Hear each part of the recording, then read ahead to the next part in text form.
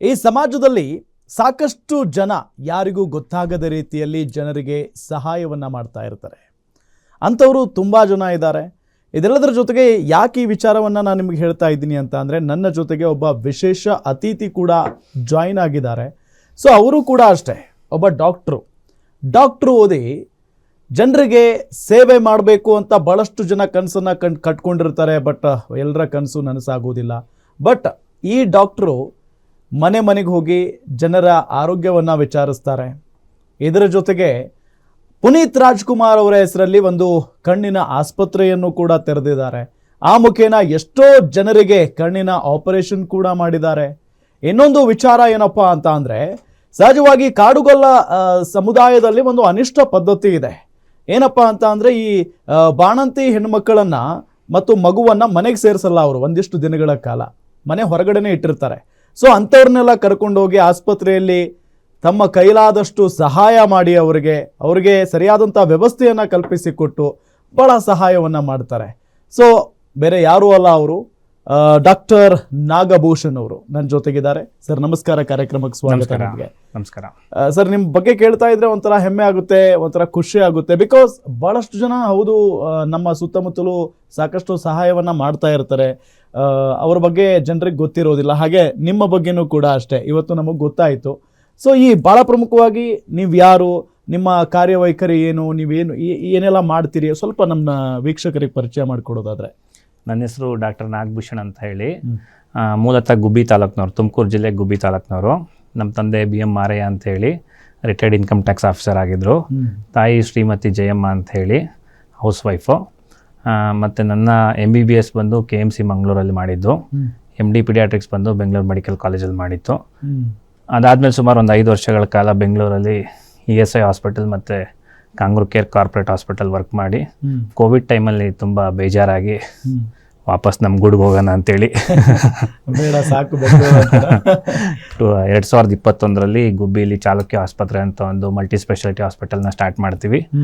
ಅವತ್ತು ನಮ್ಮ ಮಾನ್ಯ ಮುಖ್ಯಮಂತ್ರಿಗಳಾದಂಥ ಸಿದ್ದರಾಮಯ್ಯನವರು ಬಂದು ಉದ್ಘಾಟನೆ ಮಾಡ್ತಾರೆ. ಮತ್ತು ಆ ಕಾರ್ಯಕ್ರಮದ ಅಧ್ಯಕ್ಷತೆಯನ್ನು ನಮ್ಮ ಜನಪ್ರಿಯ ಶಾಸಕರಾದಂಥ ವಾಸಣ್ಣವರು ವಹಿಸ್ಕೊತಾರೆ. ಅವತ್ತಿಂದ ಶುರುವಾಯಿತು ಸರ್ ಈ ಯಾನ. ಓಕೆ.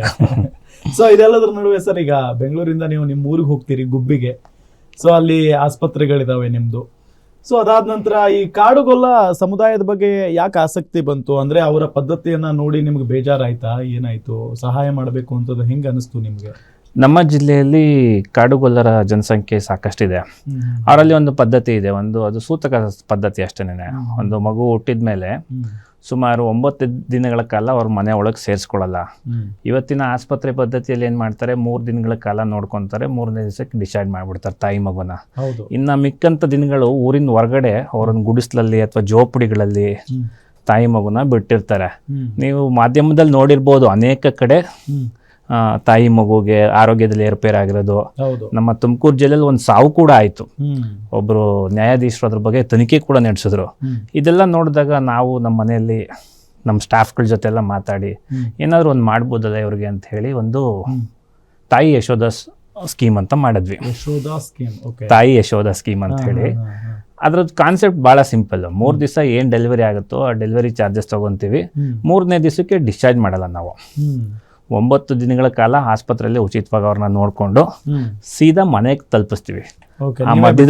ಮತ್ತೆ ನಾವೇ ಬಿಟ್ಬಾರ್ದು. ಮಧ್ಯೆ ಇರೋಂಥ ಬ್ಯಾರಿಯರ್ನ ನಾವು ತೆಗ್ದಾಕಿದ್ವಿ.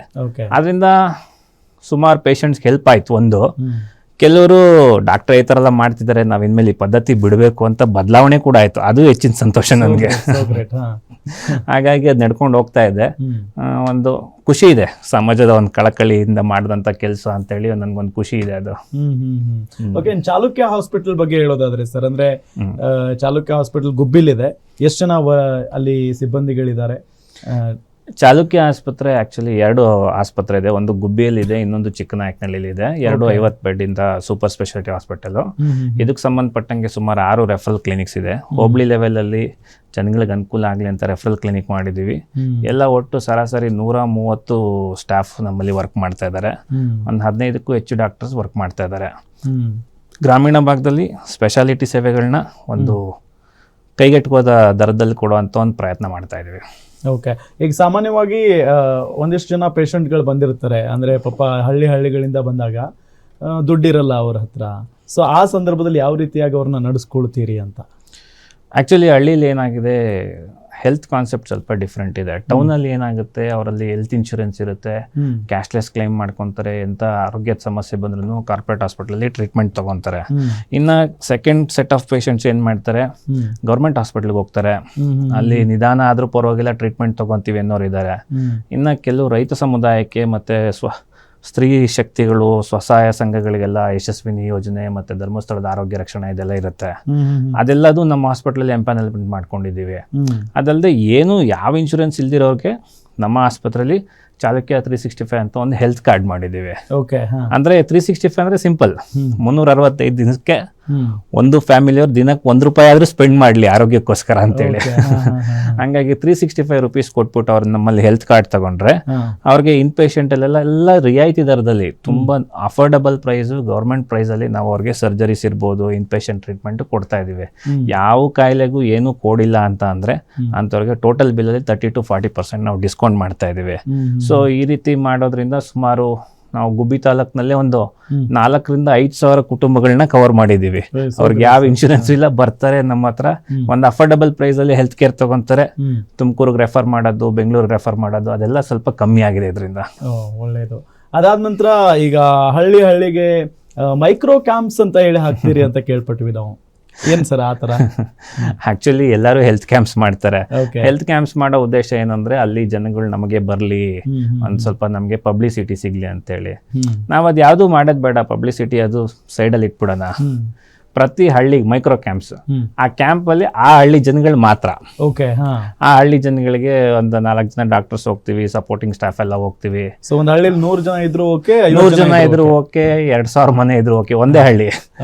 ಒಂದೇ ಹಳ್ಳಿಗೆ ಹೋಗ್ಬಿಟ್ಟು ಅಲ್ಲಿ ಹೆಲ್ತ್ ಕ್ಯಾಂಪ್ ಮಾಡ್ತೀವಿ, ಹೆಲ್ತ್ ಸ್ಕ್ರೀನಿಂಗ್ ಮಾಡ್ತೀವಿ, ಕಣ್ಣಿಂದೆಲ್ಲ ಸ್ಕ್ರೀನಿಂಗ್ ಮಾಡ್ತೀವಿ, ಡಯಾಬಿಟಿಕ್ ಸ್ಕ್ರೀನಿಂಗ್ ಮಾಡ್ತೀವಿ, ಹೆಚ್ಚಿನ ಚಿಕಿತ್ಸೆಗೆ ಆಸ್ಪತ್ರೆಗೆ ಬರಕ್ಕೆ ಹೇಳ್ತೀವಿ. ಮತ್ತೆ ಕಣ್ಣಿನ ಆಪರೇಷನ್ ಇದೆ, ಉಚಿತವಾಗಿ ನಮ್ಮಲ್ಲಿ ಕಣ್ಣಿನ ಆಪರೇಷನ್ ಮಾಡ್ತೀವಿ. ಈ ರೀತಿ ಸುಮಾರು ಗುಬ್ಬಿ ತಾಲೂಕಿನಲ್ಲಿ ಇವಾಗ 160 ಹಳ್ಳಿಗಳಿಗಿಂತ ಹೆಚ್ಚಾಗಿ ನಾವು ಪ್ರತಿ ಹಳ್ಳಿಗೂ ಮೈಕ್ರೋ ಕ್ಯಾಂಪ್ಸ್ ನ ಮಾಡ್ತಾ ಇದೀವಿ. ಇದನ್ನ ಚಾಲುಕ್ಯ ಆರೋಗ್ಯ ಸಂಚಾರ ಅಂತ ಒಂದು ಸಣ್ಣ ನೇಮ್ ನಾವೇ ಇಟ್ಕೊಂಡಿದೀವಿ. ಇದರಿಂದ ಜನಕ್ಕೆ ಹೆಲ್ಪ್ ಆಗಿದೆ ಅಂತ ನಾನು ಬಯಸ್ತೇನೆ. ಸೊ ಇದನ್ನ ಹೊರತುಪಡಿಸಿ ಮತ್ತೆ ಹಳ್ಳಿಗಳಿಗೆ ಹೋಗ್ತಾರೆ ನಿಮ್ಮ ಸಿಬ್ಬಂದಿಗಳು, ನೀವು ಅಂತ ಕೇಳ್ಪಟ್ವಿ ನಾವು. ಹೋಗ್ತೀವಿ ಸರ್, ಖಂಡಿತ ಹೋಗ್ತೀವಿ. ಒಂದು ಅವೇರ್ನೆಸ್ ಪ್ರೋಗ್ರಾಮ್ಗಾಗಿ ಹೋಗ್ತೀವಿ, ಇನ್ನೊಂದು ಡಿಜಿಟಲ್ ಮಾರ್ಕೆಟಿಂಗ್ ಹೋಗಿರ್ತೀವಿ, ಮತ್ತೆ ಈ ಜಾತ್ರೆಗಳು, ಸ್ಕೂಲ್ ಸಮಾರಂಭಗಳು ಅಂಥದ್ನೆಲ್ಲ ಉಪಯೋಗಿಸ್ಕೊಂಡು ಸ್ವಲ್ಪ ಹೆಲ್ತ್ ಅವೇರ್ನೆಸ್ ಮಾಡೋದಕ್ಕೆ ಖಂಡಿತ ಪ್ರಾಮಾಣಿಕವಾದ ಪ್ರಯತ್ನವನ್ನು ಮಾಡಿದ್ದೀವಿ. ಈಗ ಸಾಮಾನ್ಯವಾಗಿ ಆ ಭಾಗಗಳಲ್ಲಿ ಹಳ್ಳಿಗಳು ಹೆಚ್ಚಾಗಿರೋದ್ರಿಂದ ಏನಾದರೂ ಒಂದು ಹಾವು ಕಡಿತಾನೋ, ಒಂದು ಚೇಳು ಕಡಿತಾನೋ, ಅಥವಾ ಏನೋ ಒಂದು ಗಂಭೀರ ಸಮಸ್ಯೆಯಿಂದ ಓಡೋಡ್ ಬಂದಿರ್ತಾರೆ ಸರ್. ಅಂತ ಒಂದು ಪ್ರಕರಣಗಳನ್ನು ನೀವು ಎದುರಿಸಿದ್ದೀರಾ? ಖಂಡಿತವಾಗ್ಲೂ. ನಮ್ಮ ಹಾಸ್ಪಿಟಲ್ 24/7 ICU ಇದೆ, ಎಮರ್ಜೆನ್ಸಿ ಇದೆ, ವೆಂಟಿಲೇಟರ್ ಸರ್ವಿಸಸ್ ಇದೆ, ಡಯಾಲಿಸಿಸ್ ಸರ್ವಿಸಸ್ ಇದೆ.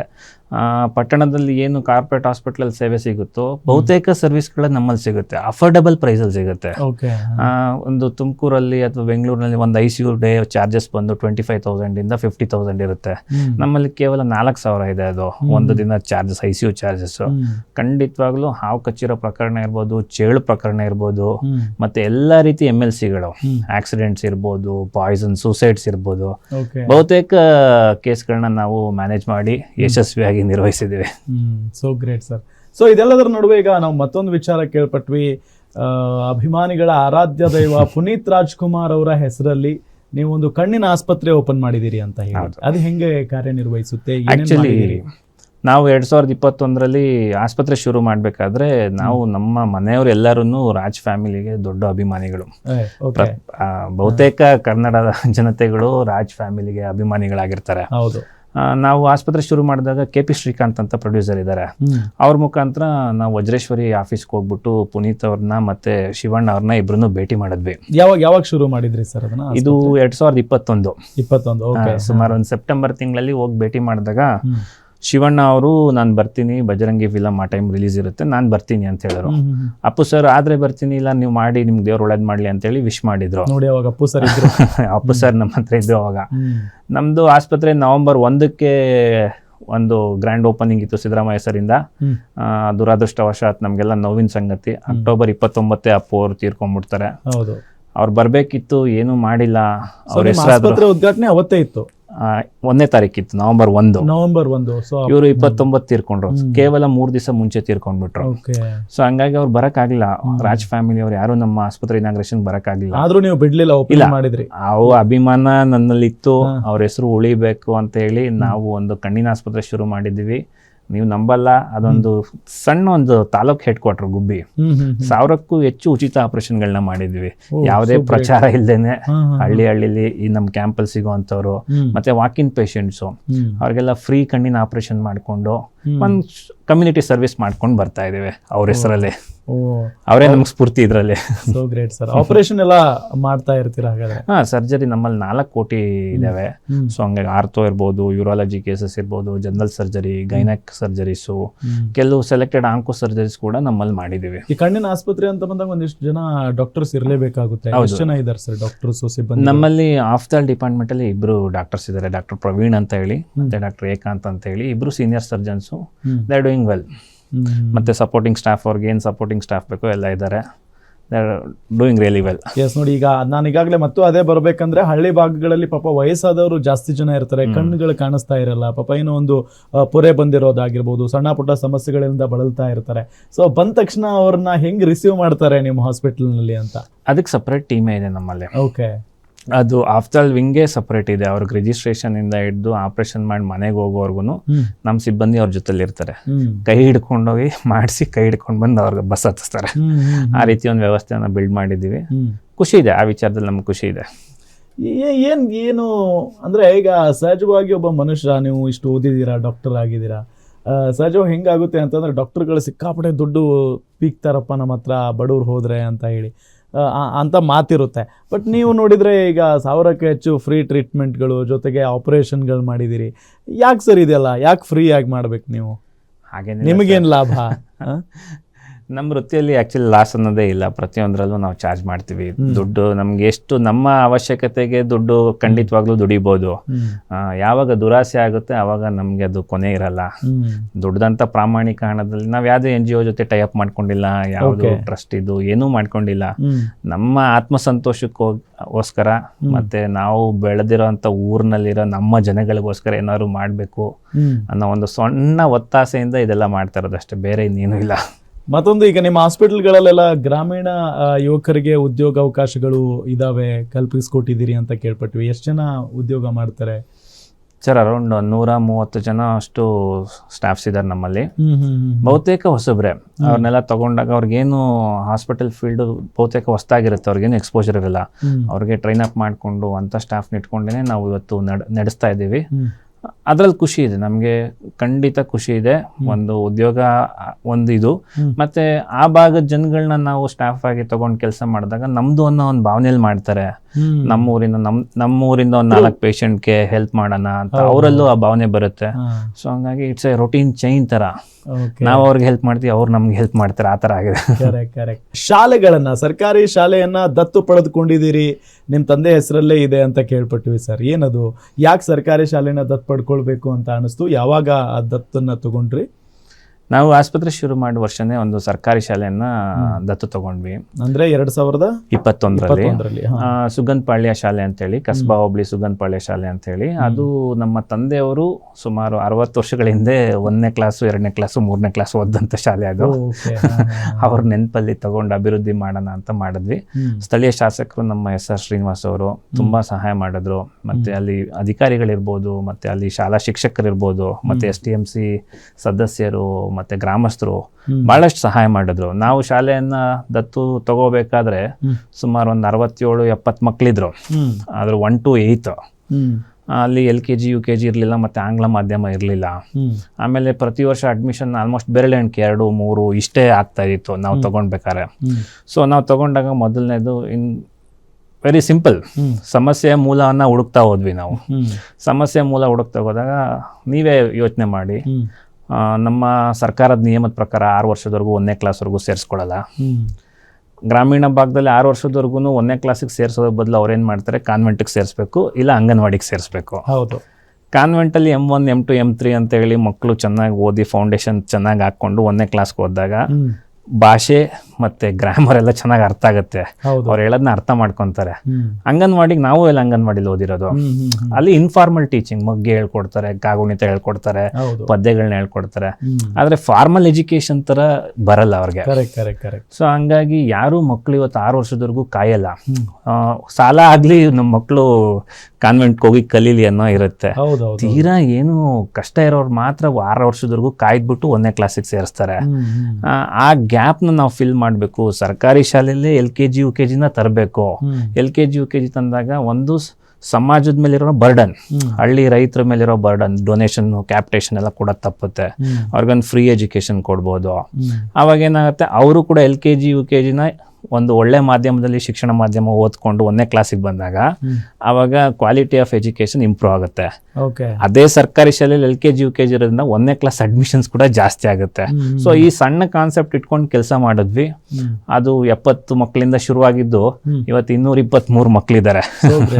ಸೊ ಹಂಗಾಗಿ ಆ LKG UKGಗೆ ಒಂದು 4 ಜನ ಶಿಕ್ಷಕರನ್ನ ನಮ್ಮ ಆಸ್ಪತ್ರೆ ಪರವಾಗಿ ಕೊಟ್ಟಿದ್ದೀವಿ. ಮತ್ತೆ ಅಲ್ಲಿ ಸೇರುವಂತ ಮಕ್ಕಳಿಗೆ ಯಾವುದೇ ರೀತಿ ಶುಲ್ಕ ಇಲ್ಲ.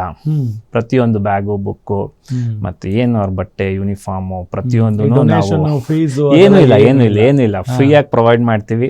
ಸರ್ಕಾರ ಕೂಡ ನಮ್ಗೆ ಹೆಲ್ಪ್ ಮಾಡುತ್ತೆ. ನಾವು ಇಂಪ್ರೂವ್ಮೆಂಟ್ ಆದಂಗೆ ಅಡ್ಮಿಷನ್ಸ್ ಎಲ್ಲ ಜಾಸ್ತಿ ಆದಂಗೆ ಸರ್ಕಾರ ಕೂಡ ಈಗ ಅಡಿಷನಲ್ ರೂಮ್ಸ್ನೆಲ್ಲ ಪ್ರೊವೈಡ್ ಮಾಡ್ತಾ ಇದೆ. ಎಲ್ಲಿವರೆಗೂ ಇದೆ ಸರ್ ಈ ತರಗತಿ? 1 to 7 8th ವರೆಗೂ ಇದೆ ಸರ್. ಈಗ 9th to 10th ಪರ್ಮಿಷನ್ ಹಾಕಿದೀವಿ. ಸೊ ಹಂಗಾಗಿ ಸ್ಕೂಲ್ ಇನ್ನೇನು ಮುಚ್ಚೋಗುತ್ತೆ ಅಂತ ನಾವೆಲ್ಲ ಅನ್ಕೊಂಡಿದ್ವಿ. ಈಗ ಒಂದು ಮಾಡೆಲ್ ಸ್ಕೂಲ್ ಆಗಿ ಅದು ಬೆಳೀತಾ ಇದೆ. ಸುತ್ತಮುತ್ತಲಿನ ಹಳ್ಳಿಗಳ ವಿದ್ಯಾರ್ಥಿಗಳು ಬರ್ತಾ ಇದೆ. ಹೌದೌದು. ಇದಕ್ಕೆ ನಮ್ಮೆಲ್ಲ ಸ್ಟಾಫ್ದು ಕಾಂಟ್ರಿಬ್ಯೂಷನ್ ಇದೆ, ನಂದೊಬ್ಬಂದು ಅಂತ ಹೇಳಲ್ಲ. ಆ ಶಾಲೆ ನಮ್ದು ಸೋಷಿಯಲ್ ರೆಸ್ಪಾನ್ಸಿಬಿಲಿಟಿ ಅಂತ ತಗೊಂಡು ಮಾಡಿದಾಗ ಅದು ಚೆನ್ನಾಗಿ ಡೆವಲಪ್ ಆಗಿದೆ. ಆ ಇಡೀ ಕ್ಲಸ್ಟರ್ ಅಥವಾ ಇಡೀ ತಾಲೂಕಿನಲ್ಲಿ ಆ ಶಾಲೆ ತುಂಬಾ ಚೆನ್ನಾಗಿ ನಡೀತಿದೆ. ಇತ್ತೀಚೆಗೆ ಡೆಲ್ಲಿಯಿಂದ ಒಬ್ರು IAS ಆಫೀಸರ್ ಕೂಡ ಬಂದಿದ್ರು ಆ ಶಾಲೆಯ ಪ್ರಗತಿಯನ್ನ ಪರಿಶೀಲಿಸೋದಿಕ್ಕೆ. ಯಾವಾಗ ಕಮ್ಯುನಿಟಿ ಇನ್ವಾಲ್ವ್ ಆಗುತ್ತೆ ಈ ತರ ಅಂದ್ರೆ ಸ್ಕೂಲ್ಗಳನ್ನ ಅಭಿವೃದ್ಧಿ ಮಾಡೋದಕ್ಕೆ, ಅದು ರಿಯಲ್ ಸಕ್ಸಸ್ ಆಗುತ್ತೆ ಅನ್ನೋದಕ್ಕೆ ನಮ್ಮ ಶಾಲೆನೇ ಒಂದು ಉದಾಹರಣೆ. ಅವ್ರು ಅದನ್ನ ನೋಡ್ಕೊಂಡೋಗಿ ಬಹಳ ಖುಷಿ ಪಟ್ರು. ಈ ರೀತಿ ಬೇರೆ ಕಡೆನೂ ಇಂಪ್ಲಿಮೆಂಟ್ ಮಾಡ್ಬೇಕು ಅಂತ ಹೇಳಿ ನಮ್ಮ ಸಣ್ಣ ವರ್ಕ್ ನ ಅಪ್ರಿಶಿಯೇಟ್ ಮಾಡಿ ಹೋದ್ರು. ಬಹಳ ಖುಷಿ ಆಯ್ತು. ಸರ್, ಈಗ ನೀವು ದತ್ತು ತಗೊಂಡಿದ್ದೀರಿ. ಈಗ ಸರ್ಕಾರ ನಿಮ್ಮ ಆ ಶಾಲೆಗೆ ಯಾವ ರೀತಿಯಾಗಿ ಸಹಾಯ ಮಾಡುತ್ತೆ ಅಂತ? ಸರ್ಕಾರದಲ್ಲಿ ರೆಗ್ಯುಲರ್ 4 ಟೀಚರ್ಸ್, ಅವರು 4 ಜನ ಟೀಚರ್ಸ್ಗೆ ಅನುದಾನವಾಗಿ ಬರ್ತಾ ಇದ್ದಾರೆ. 4 ಟೀಚರ್ಸ್ ನಮ್ಮ ಕಡೆಯಿಂದ 4 ಟೀಚರ್ಸ್ ಕೊಟ್ಟಿದ್ವಿ. ಸೊ ಒಂದು ಸಬ್ಜೆಕ್ಟ್ ಟೀಚರ್ಸ್ ತರ ಎಲ್ಲ ಭಾಷೆಯ ಸಬ್ಜೆಕ್ಟ್ ಟೀಚರ್ಸ್ ಸಿಕ್ತಂಗೆ ಆಗ್ತಿದೆ. ಇಲ್ಲಾಂದ್ರೆ ಅದೇ ಇದನ್ನ ನೀವು ಇಮ್ಯಾಜಿನ್ ಮಾಡ್ಕೊಳ್ಳಿ, ಅಲ್ಲಿ ನಾವು ಏನು ದತ್ತು ತಗೊಂಡು ಏನು ಮಾಡಿಲ್ಲ ಅನ್ಕೊಳ್ಳಿ. 1 to 5th ಒಂದು 10-12 ಮಕ್ಳು ಉಳ್ಕೊಳ್ಳೋರು. 10-12 ಮಕ್ಳಿಗೆ ಒಬ್ಬರೇ ಟೀಚರ್ ಉಳ್ಕೊಳ್ಳೋರು. ಕನ್ನಡನೂ ಅವ್ರು ಹೇಳ್ಕೊಡ್ಬೇಕು, ಮ್ಯಾಥ್ಸು ಅವ್ರು ಹೇಳ್ಕೊಡ್ಬೇಕು, ಹಿಂದಿನೂ ಅವ್ರು ಹೇಳ್ಕೊಡ್ಬೇಕು.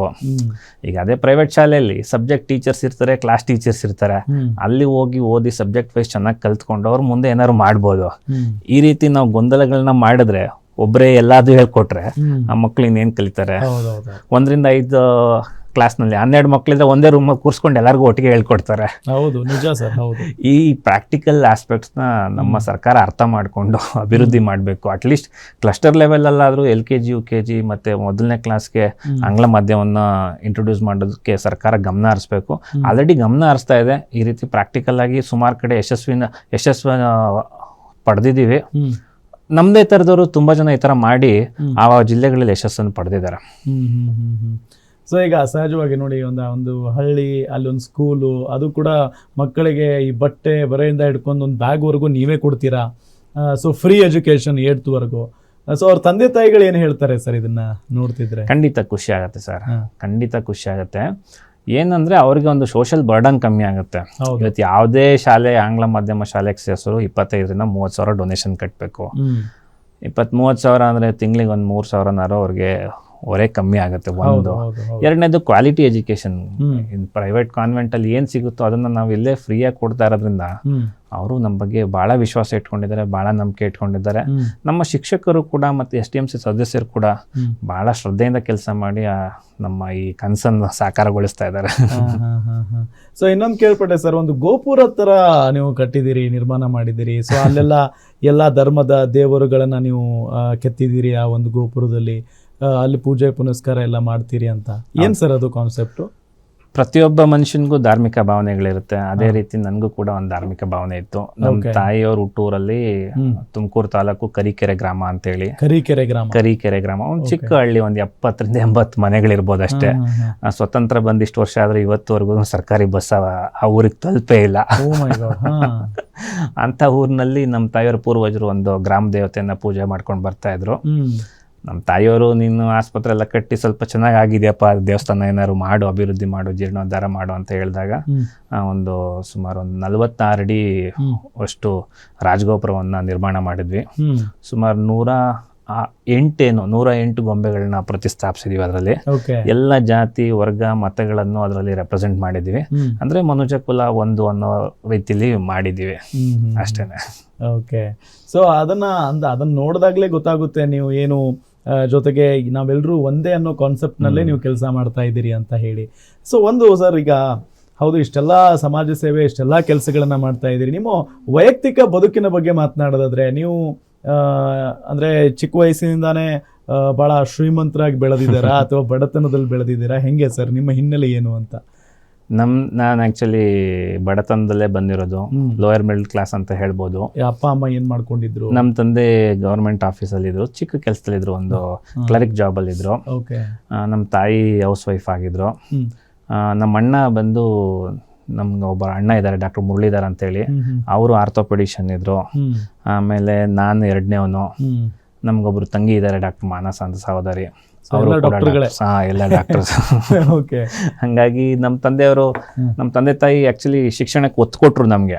ನೀವು ಓದ್ಬೇಕು ಚೆನ್ನಾಗಿ, ನೀವು ಯಾವ ಆಯ್ಕೆ ಆದ್ರೂ ಪರವಾಗಿಲ್ಲ, ಚೆನ್ನಾಗಿ ಓದಿ ವಿದ್ಯಾವಂತರಾಗಿ ಅಂತೇಳಿ ಒತ್ತು ಕೊಟ್ರು.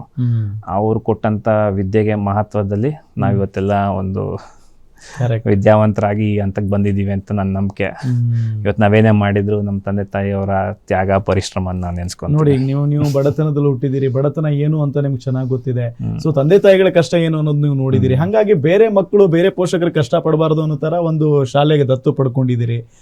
ಸೊ ಈ ಎಲ್ಲ ನೀವು ನೋಡ್ಕೊಂಡ್ ಬಂದಿದ್ದ ಕತೆ ಏನಿದೆಯಲ್ಲ, ಅದೇ ಇದಕ್ಕೆ ಸ್ಫೂರ್ತಿ ಅಂತ ಇರ್ಬೋದು. ಖಂಡಿತವಾಗ್ಲು ನಾವು ಜೀವನದಲ್ಲಿ ಅನುಭವಿಸಿದಂಥ ಕಷ್ಟಗಳಿರ್ಬೋದು, ನಡೆದಂಥ ಕಹಿ ಘಟನೆಗಳು, ನಮಗೆ ಸಿಕ್ಕಂಥ ಅವಕಾಶಗಳು. ನಾನು 8ನೇ ಕ್ಲಾಸಲ್ಲಿ ಇರ್ಬೇಕಾದ್ರೆ ಮೈಸೂರಲ್ಲಿ ಶ್ರೀ ರಾಮಕೃಷ್ಣ ಆಶ್ರಮದಲ್ಲಿ ಫ್ರೀ ಸೀಟ್ ಸಿಕ್ತು ನನಗೆ. ಅವತ್ತು ಎಂಟ್ರೆನ್ಸ್ ಟೆಸ್ಟ್ ಇತ್ತು, ಭಾಳ ಮೆರಿಟಲ್ಲಿ ಮಾರ್ಕ್ಸ್ ಬಂತು ಅಂತೇಳಿ ಫ್ರೀ ಸೀಟ್ ಸಿಕ್ತು. ಮತ್ತೆ MBBS ಇರ್ಬೋದು, MD ಇರ್ಬೋದು, ಎಲ್ಲ ಗೌರ್ಮೆಂಟ್ ಸೀಟಲ್ಲಿ ಓದಿದ್ದೀನಿ. ನಾವು ಸಮಾಜದಿಂದ ಅಷ್ಟೊಂದು ಪಡೆದು ವಾಪಸ್ ಸಮಾಜಕ್ಕೆ ಏನು ಕೊಟ್ಟಿಲ್ಲ ಅಂದ್ರೆ ತಪ್ಪಾಗುತ್ತೆ. ನಾವು ಪಡೆದಂಥದ್ರಲ್ಲಿ ಒಂದು ಅಂಶನಾದ್ರೂ ವಾಪಸ್ ಕೊಟ್ಟಾಗ ಸಮಾಜ ಸುಂದರವಾಗಿರುತ್ತೆ ಅಂತ ಅನ್ಕೊಂಡಿದ್ದೀನಿ.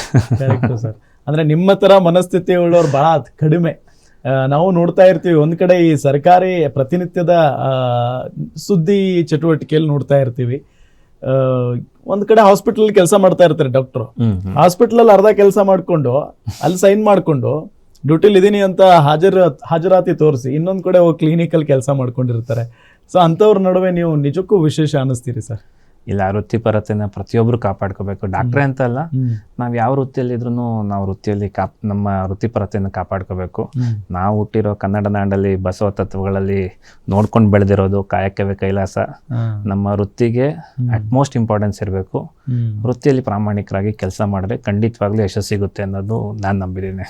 Yes sir. ಸರ್, ಎಷ್ಟೋ ಜನ ಈಗ ಡಾಕ್ಟರ್ ಆಗ್ಬೇಕು ಅಂತ ಅನ್ಕೊಂಡಿರ್ತಾರೆ ಸರ್, ಬಹಳಷ್ಟು ಓದ್ತಾ ಇರ್ತಾರೆ, ಏನಾದರೂ ಒಂದು ಅಡೆತಡೆಗಳು ಬರ್ತಾ ಇರ್ತವೆ, ಪಾಪ ಅದರಿಂದ ಹಿಂದೆ ಸರಿತಾ ಇರ್ತಾರೆ. ಸೊ ಅವ್ರಿಗೆ ಏನಾದರೂ ಹೇಳೋದಾದ್ರೆ ಸರ್? ಖಂಡಿತವಾಗ್ಲೂ ಇವತ್ತು MBBS ಭಾಳಷ್ಟು ಬದಲಾವಣೆ ಆಗಿದೆ. ನಾನು 20 ವರ್ಷದಿಂದ ಓದೋದಕ್ಕೂ ಇವಾಗ ಓದೋದಕ್ಕೂ ಭಾಳ ವ್ಯತ್ಯಾಸ ಇದೆ. ನಂಬರ್ ಆಫ್ ಕಾಲೇಜಸ್ ಜಾಸ್ತಿ ಆಗಿದೆ.